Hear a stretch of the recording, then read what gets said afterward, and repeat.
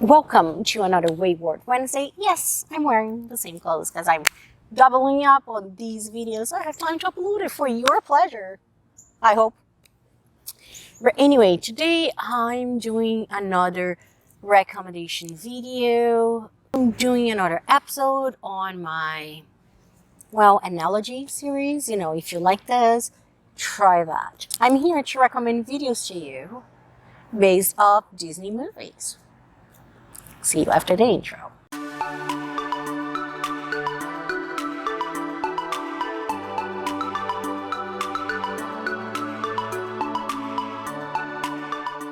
I love logical thinking and, analogies or getting the same feel from different things, and free association are some of my favorite things. My brain works that way.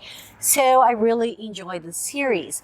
So today I'm using that tool to bring you if Disney movies were thrillers. So I'm gonna make this short and sweet. I have 3 Disney movies for you. These are 3 movies that I really enjoy. And I try to think about them, of my takeaways from them, and find thriller books that gave me the same vibe. So it's not a copy of the story or anything, but it's mainly what I feel if a Disney movie somehow got its essence taken out and put in a book, what book that would be. And for the record, I recommend all 3 of these movies. They are fantastic. And I also recommend all 3 of these books because they are amazing too. Let's get to it. First, I have Lilo and Stitch, a 2002 animated movie. If you don't know anything about it, it basically tells us the story of Stitch, this very energetic alien that lands on Earth and finds his way to Lilo's family. Lilo is currently being raised by her older sister, and she's very independent. She's a girl who knows what she wants. I think the main message of this movie is about family, found family, real family, and everything that you would do for each other. And we have also Lilo, who's this independent little girl with a heart of gold that does everything that is possible in her hands to make sure that her family stays together and they are happy. And then we have Lilo's sister, who's also someone that sometimes might make mistakes, but she makes mistakes based on what she believes is best for those under her care, who are her life, who is Lilo, and a little bit of Stitch. So with all of that in mind, I would recommend to you, if you like Lilo and Stitch, Behind Closed Doors by B.A. Paris. I'll link it up here. I just did a review on that book, and I don't want to spoil or anything, but this book is all of that. Is how far would you go for family? Millie is very much like Lilo. She's independent, headstrong. She does what she needs to do to keep her family together. Her heart is of gold. Then we have Grace, who's much like Lilo's sister. She is someone that might make mistakes, but she makes mistakes with the best of intentions, and everything is for Millie. And we have a lot of conflict. Of course, it's way darker. Just bear that in mind. It's really dark, especially if you compare it to a Disney movie. All of these books, we're talking thrillers here, right? But I think the essence of family and this character that you can't help to fall in love with, you find it. So I do believe that if Lilo and Stitch was a dark thriller, it would be Behind Closed Doors by B.A. Paris. I will save the best, in my opinion, for last because it will be a curveball. Next, I have Brave, a 2012 animated movie. And if you don't know anything about it, it basically tells the story of Merida, this very independent girl who questions the world around her and traditions and costumes and things that people settle for. So, one day following her own heart and, being a teenager, not having an understanding for consequences, Merida decides to question sacred traditions. In doing so, she was right in what she was doing, but she went about it the wrong way and she created havoc, and she had to set out to fix her own mistakes, meanwhile, still proving that she is right. She is delightful, she's headstrong, she's independent, she's funny, she has a heart of gold, and she's a character that really believes someone has the obligation to do what they feel it's right. To me, anyway, that's how I see Merida. I love that movie. We watch it all the time. But I believe that if Brave was a thriller, it would be A Good Girl's Guide to Murder by Holly Jackson. Hear me out, okay? So, Merida and Pip, basically the same character. So much like Merida, Pip has this bee in her bonnet. 5 years ago, her friend Sal was convicted of the murder of a schoolgirl. The cops close the case. They are satisfied he's a murderer. The town is really happy with that.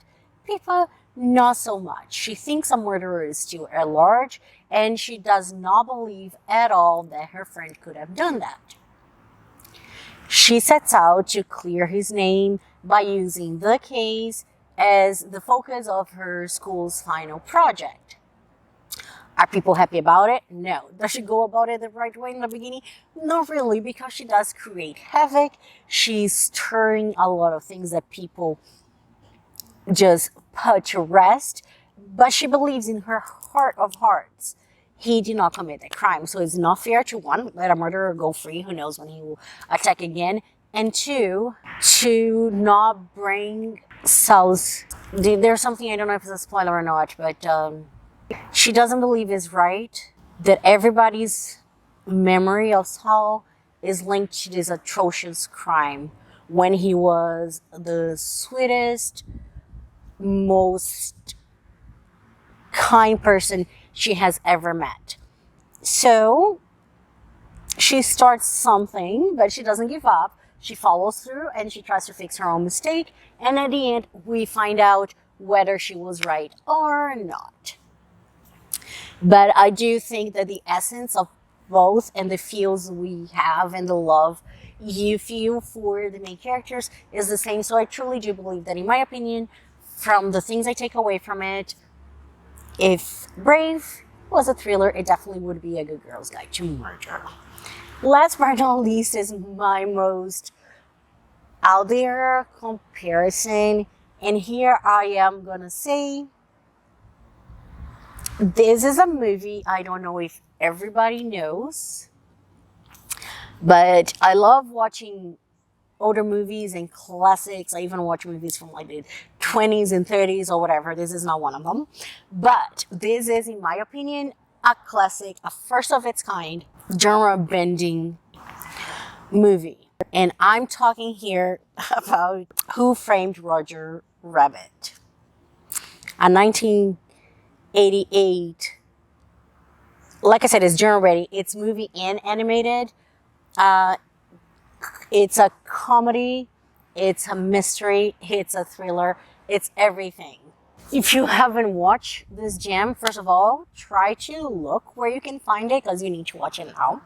But in it, we have Roger Rabbit, who's married to this bombshell, Jessica Rabbit. He believes she's cheating on him, so he hires a detective to go into it, and that's kind of how it starts. But then when Marvin Acme is found dead, he's basically the head owner of this Acme Studios. He's found dead and Roger is a prime suspect. And we go from there. I love this movie. In fact, I'm going to watch it again. If you have young children, This is very much an adult movie. They might not get the references, but there are references. I watched it as a child. I don't know why. And I didn't get any of them, but rewatching it as adults after that, I was like, oh, okay. But anyway, it's fantastic. So I believe that if Who Framed Roger Rabbit was a thriller, without a question of a doubt, it would be Feeling Donovan is Killing It by Elko Simano, because how can it not? Feeling Donovan is this, again, it is a genre bending book, in my opinion, because it is as much of a thriller as it is a romance, as it is a comedy, as it is a mystery. There's everything in it, and it works. People, it works. I've seen romance in thriller or mysteries that do not work. When people try to add comedy, very few authors can do this, but in here, it's everything. Like, it's everything. I think this is a book that will please people from different literary preferences, in my opinion. Again, it is hilarious. The mystery is so tightly plotted, goes all the place, and we have this character that is, I don't know, so relatable. Not that Roger Rabbit is relatable, but Finley is. She's this recently divorced single mommy who has it not together at all. Her life is chaos. She's all over the place. She's about to lose her house. She has no money on the bank. She's struggling to keep work-life balance. She's not really having it with her ex. And then she has a book that she's promised, but is making no progress on. Finally, one day she meets with her agent. She's discussing her idea for a plot, only she's overheard by someone that missed the part where there was a plot of a book and thought she was talking about actually a crime, and that our Finley is murder for hire. So she reaches out to our main character and, ask if she'll take her job. Finley doesn't know what she does, so like, yeah, sure, I will. And then she realizes that she's in over her head, because she literally just said that she would kill someone. And the person ends up dead. And now she wants to know what the hell happened. It starts with a turmoil, and hopefully there will be a calm after the storm.